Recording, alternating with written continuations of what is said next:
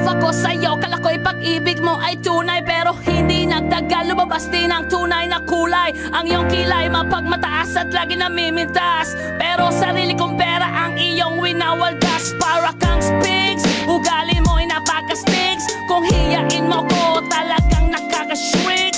Girlie bitty bye-bye, don't tell a lie.